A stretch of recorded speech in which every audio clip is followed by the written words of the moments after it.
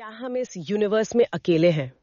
सदियों से, मतलब हमेशा से इंसान ये सवाल पूछता आया है। आज हम बात करेंगे एक्सोप्लैनेट्स की। हाँ। ऐसे ग्रह जो हमारे सूरज के नहीं बल्कि दूसरे तारों के चक्कर लगा रहे हैं। एक ऐसी खोज जिसने यूनिवर्स को लेकर हमारी समझ ही बदल दी है। तो इस गहरी चर्चा में आगे बढ़ने से पहले एक छोटी सी रिक्वेस्ट, चैनल को सब्सक्राइब करना ना भूलें, वीडियो को लाइक करें और हाँ, अपने दोस्तों और परिवार के साथ जरूर शेयर करें ताकि ऐसे ही ज्ञान भरे टॉपिक्स उन तक भी पहुंचते रहें। चलिए शुरू करते हैं। एक्सोप्लैनेट क्या मतलब है इसका? हाँ, एक्सोप्लैनेट मतलब एक्स्ट्रा सोलर प्लैनेट। अच्छा, सीधे शब्दों में कहें तो हमारे सोलर सिस्टम के बाहर के ग्रह। पहले तो ये सिर्फ साइंस फिक्शन लगता था, है ना? फिल्मों में, कहानियों में। बिल्कुल, कौन सोचता था कि सच में ऐसा होगा।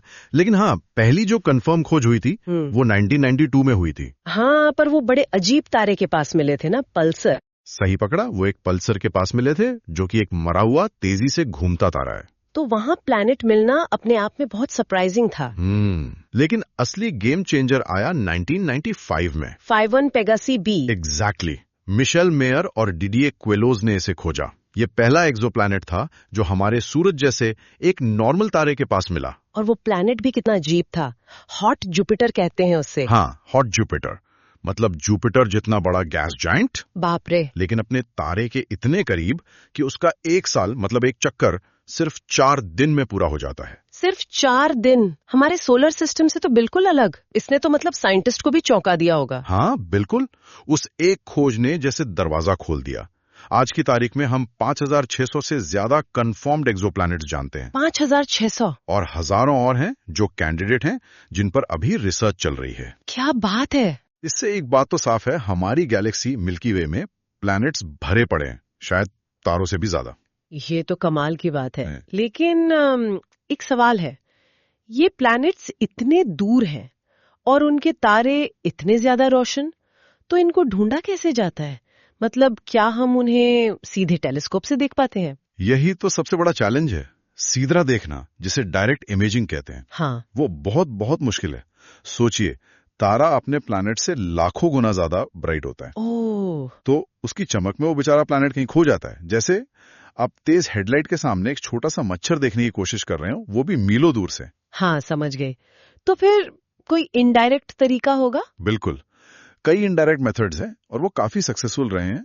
सबसे कॉमन है ट्रांजिट मेथड। Transit method? हाँ, इसमें हम क्या करते हैं कि किसी तारे की ब्राइटनेस को लगातार मॉनिटर करते हैं, नापते रहते हैं। ओके। अगर उस तारे का कोई प्लैनेट घूमते घूमते हमारे और तारे के बीच से गुजरता है, सामने से? हाँ, सामने से, उसे ट्रांजिट कहते हैं। तो वो तारे की थोड़ी सी रोशनी को ब्लॉक कर देता है। अच्छा। जैसे सूरज ग्रहण में चांद सूरज को थोड़ा ढक लेता है, वैसा कुछ। पर ये तो बहुत छोटा सा डॉट होगा। एग्जैक्टली, बिल्कुल वैसा ही कॉन्सेप्ट। ब्राइटनेस में बहुत हल्की सी, मतलब बहुत मामूली सी कमी आती है। लेकिन हमारे इंस्ट्रूमेंट्स, जैसे पहले नासा का केपलर स्पेस टेलीस्कोप था, अब टेस्ट मिशन है, ये इतने सेंसिटिव हैं कि उस छोटी सी कमी को भी पकड़ लेते हैं। वाह। और अगर ये कमी बार बार एक रेगुलर इंटरवल पर होती है तो कंफर्म हो जाता है कि वहां एक प्लैनेट है जो उस तारे का चक्कर लगा रहा है। अच्छा। इससे हमें प्लैनेट का साइज पता चलता है, उसका ऑर्बिट यानी चक्कर कैसा है ये पता चलता है, और कभी कभी तो उसके एटमॉस्फेयर का भी थोड़ा अंदाजा लग जाता है। ये तो बहुत स्मार्ट तरीका है। और भी तरीके हैं? हाँ, एक और बहुत इंपॉर्टेंट मेथड है, रेडियल वेलोसिटी मेथड। इसे डॉपलर मेथड भी कहते हैं। Doppler method? जी। इसमें हम प्लैनेट को नहीं देखते, बल्कि प्लैनेट की वजह से उसके अपने तारे पर जो असर होता है उसे देखते हैं। तारे पर असर? वो कैसे? प्लैनेट तो छोटा सा होता है। हाँ, छोटा होता है, लेकिन उसकी भी तो ग्रेविटी होती है। जैसे तारा प्लैनेट को खींचता है, वैसी प्लैनेट भी तारे को हल्का सा अपनी तरफ खींचता है। ओह, ओके। इसकी वजह से तारा अपनी जगह पर परफेक्टली स्टिल नहीं रहता, बल्कि थोड़ा सा हिलता है, या कह ले वॉबल करता है, जैसे थोड़ा सा नाच रहा हो। एक छोटा सा डांस। हाँ, समझ लीजिए। अब ये वॉबल इतना छोटा होता है कि हम उसे देख तो नहीं सकते। अच्छा। लेकिन जब तारा वॉबल करते हुए थोड़ा हमारी तरफ आता है तो उसकी लाइट थोड़ी ब्लू साइड शिफ्ट हो जाती है, ब्लू शिफ्ट। और जो वो हमसे दूर जाता है तो लाइट थोड़ी रेड साइड शिफ्ट हो जाती है, रेड शिफ्ट। ओके, लाइट के कलर में चेंज। हाँ, लाइट के स्पेक्ट्रम में ये छोटा सा शिफ्ट, जिसे डॉपलर शिफ्ट कहते हैं, हम नाप सकते हैं। और इससे हम पता लगा लेते हैं कि वहां एक प्लैनेट है, उसका मास कितना है, उसका ऑर्बिट कैसा है। वो जो 51 पेगासी बी था ना, हाँ, पहला वाला। वो इसी मेथड से खोजा गया था। कमाल है, मतलब तारे की लाइट के रंग में इतने छोटे से बदलाव से प्लैनेट का पता चल जाता है। अच्छा, और आपने शुरू में डायरेक्ट इमेजिंग की बात की थी, वो क्या बिल्कुल इम्पॉसिबल है? पहले तो लगभग इम्पॉसिबल ही था, लेकिन अब टेक्नोलॉजी बहुत बेहतर हो गई है। अच्छा, हाँ, बहुत पावरफुल टेलीस्कोप आ गए हैं और एक स्पेशल डिवाइस होता है कोरोनाग्राफ। कोरोनाग्राफ? हाँ, ये तारे की जो मेन चकाचौंध वाली लाइट होती है ना, उसको ब्लॉक कर देता है। इनकी मदद से अब कुछ केसेस में, खासकर ऐसे प्लैनेट जो थोड़े बड़े हैं और अपने तारे से दूर हैं, उनकी सीधी फोटो लेना पॉसिबल हो गया है। अभी भी ये रेयर है, पर हो रहा है और आगे और होगा। ये तो बढ़िया है। और एक और मेथड सुना था मैंने, micro lensing, gravitational micro lensing.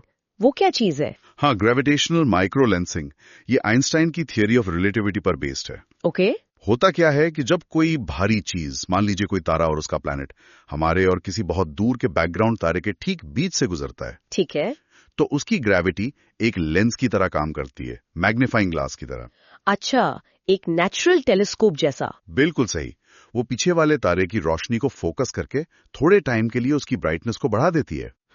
और मजे की बात, अगर उस बीच वाले तारे का कोई प्लैनेट भी साथ में है, तो वो इस ब्राइटनेस बढ़ने के पैटर्न में एक छोटा सा एक्स्ट्रा ब्लिप या स्पाइक डाल देता है। ओह, एक छोटा सा जंप। हाँ, उस एक्स्ट्रा जंप से हमें पता चल जाता है कि वहां एक प्लैनेट भी है, भले ही वो सिस्टम हमसे हजारों लाइट ईयर्स दूर क्यों ना हो। वाह। ये मेथड उन प्लैनेट्स को ढूंढने में बहुत अच्छा है जो अपने तारे से काफी दूर हैं, या फिर रोग प्लैनेट्स को ढूंढने में भी। रोग प्लैनेट्स? हाँ, वो आवारा प्लैनेट्स जो किसी तारे का चक्कर नहीं लगा रहे। अच्छा, उन पर आएंगे। तो मतलब इतने अलग अलग तरीकों से ये एक्सोप्लैनेट्स खोजे जा रहे हैं। अब आते हैं इन प्लैनेट्स पर। सुना है ये बड़े अजीब, बड़े अनोखे होते हैं, हमारे सोलर सिस्टम जैसे बिल्कुल नहीं। बिल्कुल, हमारा सोलर सिस्टम तो देखो कितना सलीकेदार लगता है। हाँ। छोटे पथरीले प्लैनेट अंदर, बड़े गैस वाले बाहर। हाँ, काफी ऑर्गेनाइज्ड है। लेकिन एक्सोप्लैनेट्स की दुनिया, वो तो जैसे वाइल्ड वेस्ट है। इतनी वैरायटी है जिसकी हम पहले कल्पना भी नहीं कर सकते थे। सच में? जैसे कि? कुछ एग्जाम्पल्स दीजिए ना। सबसे पहले तो वही हॉट जुपिटर्स, जिनका जिक्र हमने 51 पेगेसी बी के साथ किया था। हाँ। सोचिए, जुपिटर जैसे बड़े बड़े गैस के गोले, पर अपने तारे से इतने चिपके हुए कि उनकी सतह का टेम्परेचर 1500 डिग्री सेल्सियस या उससे भी ज्यादा। 1500 डिग्री, मतलब लोहा भी पिघल जाए। वो पिघल जाए, वो तो भाप बन जाएगा। और फिर एक बहुत कॉमन कैटेगरी है सुपर अर्थ्स। Super earths? हाँ, ये वो प्लैनेट्स हैं जो साइज में हमारी धरती से बड़े हैं, पर नेपच्यून से छोटे हैं। अच्छा, बीच के साइज के? हाँ, इनका मास धरती से 2 गुना से लेकर 10 गुना तक हो सकता है। ये रॉकी यानी पथरीले भी हो सकते हैं। और अगर ये सही जगह पर हुए, मतलब अपने तारे के हैबिटेबल जोन में। हैबिटेबल जोन मतलब जहाँ पानी लिक्विड रह सके। एग्जैक्टली, तो उन पर लाइफ की संभावना बन सकती है। Interesting, super earths. और क्या वाटर वर्ल्ड्स जैसी भी कोई चीज होती है जैसे फिल्मों में दिखाते हैं? हाँ, ये कॉन्सेप्ट बिल्कुल है। ऐसे प्लैनेट्स जो शायद पूरी तरह से पानी से ढके हों, मतलब गहरे ग्लोबल समंदर। पूरी धरती पर समंदर ही समंदर? हाँ, अभी तक कोई कंफर्म्ड वाटर वर्ल्ड मिला तो नहीं है, पर थ्योरी कहती है कि ऐसे हो सकते हैं। और अगर हुए तो उनकी गहराइयों में कैसा जीवन होगा, ये सोचना भी बड़ा रोमांचक है। सही में। अच्छा, और वो रोग प्लैनेट्स जिनका आपने जिक्र किया था, आवारा प्लैनेट्स? हाँ, रोग प्लैनेट्स, ये वो बेचारे प्लैनेट्स हैं जो किसी तारे के चक्कर नहीं लगा रहे हैं। अकेले घूम रहे हैं? हाँ, अकेले ही स्पेस के अंधेरे में भटक रहे हैं। माना जाता है कि ये शायद अपने सोलर सिस्टम के बनने के टाइम या बाद में किसी ग्रेविटेशनल खिंचातानी में सिस्टम से बाहर फेंक दिए गए। ओह। और ऐसे अरबों प्लैनेट्स हो सकते हैं हमारी गैलेक्सी में। अरबों? ये तो बहुत ज्यादा है। और सबसे गर्म प्लैनेट्स कौन से होते हैं? हॉट जुपिटर से भी गर्म? शायद लावा प्लैनेट्स। लावा प्लैनेट्स, नाम से डर लग रहा है। ये अपने तारे के इतने ज्यादा करीब होते हैं क्योंकि पूरी सतह पिघले हुए पत्थरों यानी लावा के समंदर जैसी होती है। बाप रे। टेम्परेचर 2500 डिग्री सेल्सियस तक जा सकता है। 2500 डिग्री? और एक और नाम सुना था, मिनी नेपच्यून? हाँ, मिनी नेपच्यून, ये भी एक इंटरेस्टिंग कैटेगरी है। ये नेपच्यून जैसे गैस या बर्फ के जायंट्स हैं, पर साइज में छोटे।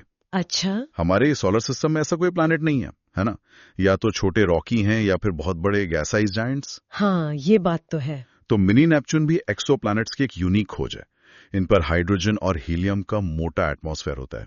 तो मतलब hot Jupiters, super earths, water worlds, rogue planets, lava planets, mini Neptune, ये तो वाकई प्लैनेट्स का पूरा चिड़ियाघर है। बिल्कुल। इससे साफ पता चलता है कि प्लैनेट बनने के कितने अलग अलग तरीके हो सकते हैं और हमारा सोलर सिस्टम उनमें से सिर्फ एक पॉसिबिलिटी है। एकदम सही कहा। और ये सारी खोज, ये सारी वैरायटी, ये सब मिलकर हमें उस एक सबसे बड़े सवाल की ओर करीब ले जाती है। क्या हम अकेले हैं? हाँ, क्या धरती के बाहर भी कहीं जीवन है? एक्सोप्लैनेट रिसर्च का अल्टीमेट गोल तो यही है। हाँ, ये तो है ही सबसे बड़ा सवाल। तो क्या हमें कुछ ऐसे प्लैनेट्स मिले हैं जहां लाइफ की उम्मीद हो? वो हैबिटेबल जोन वाली बात क्या है ठीक से? हाँ, तो साइंटिस्ट्स खासतौर पर ऐसे प्लैनेट्स ढूंढते हैं जो अपने तारे के हैबिटेबल जोन में हों। इसे गोल्डीलॉक्स जोन भी कहते हैं। गोल्डीलॉक्स? हाँ। वो कहानी वाली? हाँ, वही। मतलब न ज्यादा गर्म न ज्यादा ठंडा, बस ठीक ठाक। ओके। तारे से इतना दूर कि प्लैनेट की सतह पर टेम्परेचर ऐसा हो कि पानी लिक्विड स्टेट में रह सके, ना बर्फ बन जाए ना भाप। और पानी इतना जरूरी क्यों मानते हैं लाइफ के लिए? क्योंकि हम जैसी लाइफ जानते हैं धरती पर, उसके लिए लिक्विड पानी सबसे जरूरी चीज है। तो ये एक अच्छा स्टार्टिंग पॉइंट है। लेकिन सिर्फ हैबिटेबल जोन में होना काफी है? क्या वहां लाइफ होगी ही? नहीं, जरूरी नहीं। ये सिर्फ पहला कदम है। प्लैनेट का साइज भी सही होना चाहिए ताकि उसकी ग्रेविटी एटमॉस्फेयर को पकड़ कर रख सके। उसका एटमॉस्फेयर होना चाहिए, उसकी केमिस्ट्री सही होनी चाहिए, उसकी जियोलॉजी मतलब अंदरूनी हलचल एक्टिव होनी चाहिए। बहुत सारी चीजें हैं। हैबिटेबल जोन सिर्फ एक पोटेंशियल बताता है। तो इस खोज में अभी हम कहाँ तक पहुंचे हैं? क्या ये जो नया पावरफुल टेलीस्कोप है, James Webb space telescope JWST, वो कुछ मदद कर रहे? मदद? वो तो क्रांति ला रहा है। JWST जैसे टेलीस्कोप हमें कुछ करीबी एक्सोप्लैनेट्स के एटमॉस्फेयर को पहले से कहीं ज्यादा डिटेल में स्टडी करने की ताकत दे रहे हैं। अच्छा, एटमॉस्फेयर को स्टडी कर सकते हैं? हाँ, और साइंटिस्ट्स अब इन एटमॉस्फेयर में बायो सिग्नेचर्स ढूंढ रहे हैं। बायो सिग्नेचर्स, इसका क्या मतलब हुआ? मतलब ऐसी गैसें या केमिकल्स जिनकी मौजूदगी लाइफ का, बायोलॉजिकल एक्टिविटी का एक मजबूत संकेत दे सकती हैं। जैसे कि? जैसे ऑक्सीजन और मीथेन का एक साथ मिलना, या ओजोन की परत, या कुछ और कॉम्प्लेक्स मॉलिक्यूल्स जो सिर्फ लाइफ से ही बन सकते हो, ऐसा माना जाता है। ओह। अगर हम किसी एक्सोप्लैनेट के एटमॉस्फेयर में भरोसेमंद बायोसिग्नेचर्स पकड़ पाते हैं तो ये मतलब बहुत बड़ी ऐतिहासिक खोज होगी। हाँ, ये तो जबरदस्त होगा। अभी ये बहुत मुश्किल काम है, पर JWST इसी दिशा में काम कर रहा है। तो क्या अभी कोई ऐसे उम्मीदवार प्लैनेट्स हैं जिन पर सबकी नजरें टिकी हैं? कुछ बहुत प्रॉमिसिंग कैंडिडेट्स हैं। एक तो है Proxima Centauri B। Proxima Centauri, ये तो हमारे सबसे पास वाला तारा है ना? बिल्कुल, सिर्फ 4.24 लाइट ईयर्स दूर, और उसका ये प्लैनेट उसके हैबिटेबल जोन में है। सिर्फ 4 लाइट ईयर्स? ये तो मतलब पड़ोस की बात हो गई। और एक पूरा सिस्टम है जो बहुत एक्साइटिंग है, ट्रैपिस्ट-1 सिस्टम। हाँ, सुना है इसके बारे में। यहाँ एक छोटे ठंडे तारे के पास 7 धरती के साइज के प्लैनेट्स मिले हैं। 7 अर्थ साइज्ड? हाँ, और उनमें से कम 3 प्लैनेट हैबिटेबल जोन में हैं। 3 एक ही सिस्टम में? ये तो वाकई कमाल है ना? एक ही जगह इतने सारे पोटेंशियल कैंडिडेट्स मिलना बहुत रेयर है। इनके अलावा भी हैं? हाँ, जैसे केपलर 186F का नाम आता है। ये पहला अर्थ साइज्ड प्लैनेट था जो किसी दूसरे तारे के हैबिटेबल जोन में कंफर्म हुआ था। और एक LHS 1140b है। ये एक सुपर अर्थ है जो हैबिटेबल जोन में है, और शायद इसका एटमॉस्फेयर भी काफी घना हो सकता है। तो हाँ, उम्मीद जगाने वाले कई टारगेट्स हैं। मतलब खोज तेजी से आगे बढ़ रही है। और आगे क्या? फ्यूचर में कौन से नए मिशंस आने वाले हैं जो इस काम को और आगे ले जाएंगे? बिल्कुल, ये सफर तो अभी बस शुरू हुआ है। JWST तो है ही, उसके बाद नासा का Nancy grace Roman space telescope है जो शायद 2027 के आसपास लॉन्च होगा। Roman telescope? हाँ, ये माइक्रो लेंसिंग टेक्निक का इस्तेमाल करके गैलेक्सी के बहुत बड़े हिस्से का सर्वे करेगा, हजारों नए एक्सोप्लैनेट्स ढूंढेगा। इससे हमें प्लैनेट्स की ओवरऑल आबादी का और बेहतर अंदाजा मिलेगा। और यूरोपियन स्पेस एजेंसी का? उनका प्लेटो मिशन है। इसका खास फोकस होगा सूरज जैसे तारों के पास अर्थ लाइक पथरीले प्लैनेट्स को ढूंढना, वो भी उनके हैबिटेबल जोन में। ये सब तो बहुत एक्साइटिंग है, पर अगर हम थोड़ा और आगे की सोचें, क्या कभी ऐसा होगा कि हम किसी दूसरी धरती की सीधी तस्वीर ले पाएंगे, जैसे हम अपनी धरती की फोटो देखते हैं स्पेस से? ये अभी फ्यूचर कॉन्सेप्ट्स हैं, पर इन पर काम चल रहा है। लूवॉर और हैबेक्स जैसे मिशंस के आइडियाज हैं। लूवॉर, हैबेक्स? हाँ, ये नेक्स्ट जनरेशन के सुपर डुपर स्पेस टेलीस्कोप्स हो सकते हैं। इतने पावरफुल कि वो शायद किसी करीबी तारे के पास मौजूद अर्थ लाइक प्लैनेट की सीधी इमेज ले सकें। सच में? इमेज? हाँ। और सिर्फ इमेज नहीं, बल्कि उसके एटमॉस्फेयर में ऑक्सीजन या पानी जैसे लाइफ के क्लियर साइंस ढूंढ सकें। Oh my God. अगर ये मिशंस हकीकत बनते हैं तो शायद हम अपनी जिंदगी में ही किसी दूसरी धरती को देख पाएं। ये सुनकर तो रोंगटे खड़े हो रहे हैं। लेकिन एक बात है, इन सब में इतनी मेहनत लग रही है, इतना पैसा लग रहा है, आखिर ये एक्सोप्लैनेट की खोज इतनी जरूरी क्यों है? क्या मिलता है हमें इससे? ये बहुत जरूरी सवाल है और इसके कई अहम जवाब हैं। पहला, इसने यूनिवर्स में हमारी जगह को, हमारी हैसियत को नए सिरे से डिफाइन किया है। वो कैसे? अब हम जानते हैं कि हमारी धरती कोई अनोखी चीज नहीं है। प्लैनेट्स तो हर जगह हैं। हम इस कॉस्मिक समंदर में शायद उतने भी स्पेशल नहीं हैं जितना पहले खुद को समझते थे। इससे एक तरह की कॉस्मिक विनम्रता आती है। हाँ, ये बात तो है।